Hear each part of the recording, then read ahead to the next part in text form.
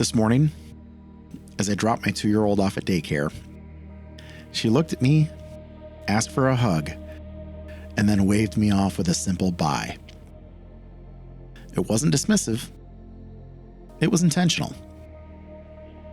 Like she was saying, "Dad, I need this moment with you so I can move on with my day."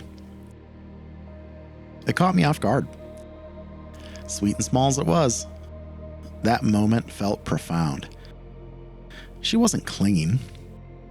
She was acknowledging what she needed to close one chapter of her morning and step confidently into the next.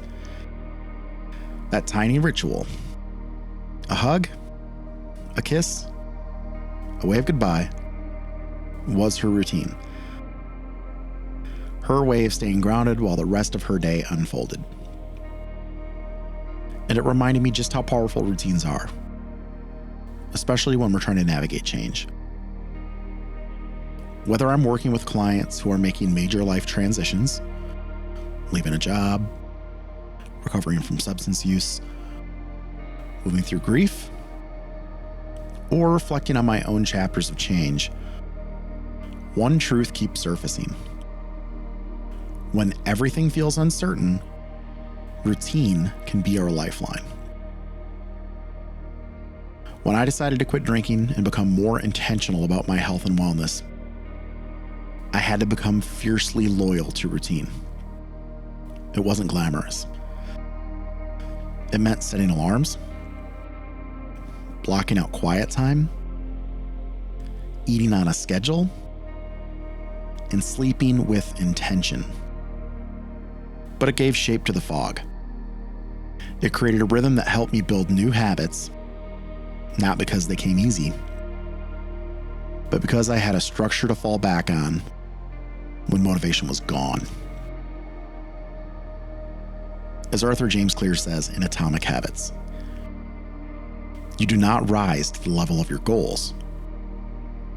You fall to the level of your systems. Routine is the system.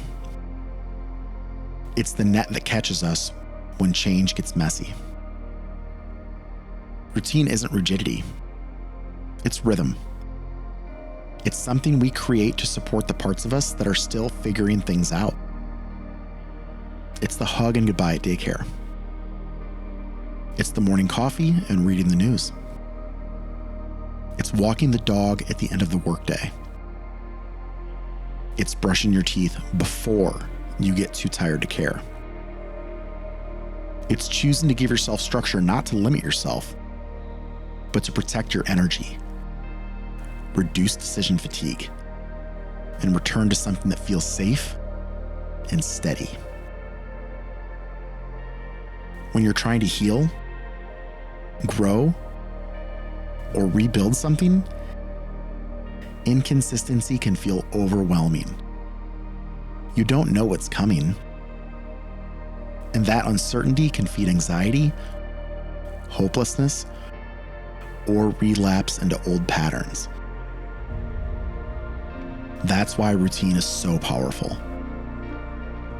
It's the contingency plan.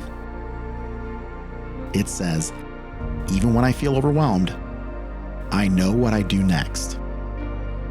And when we teach our kids this, like my daughter who's already developing her own micro routines, we're modeling how to care for ourselves while navigating a world that won't always offer us stability. If you're going through something hard right now, ask yourself, what one thing can I do at the same time each day? What routine would help me feel grounded, not pressured?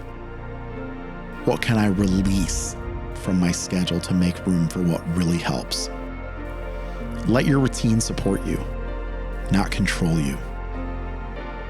Whether you're a parent, a person in recovery, or just someone trying to show up a little more intentionally, remember this. Routine is a quiet act of self-respect. It doesn't have to be perfect or impressive.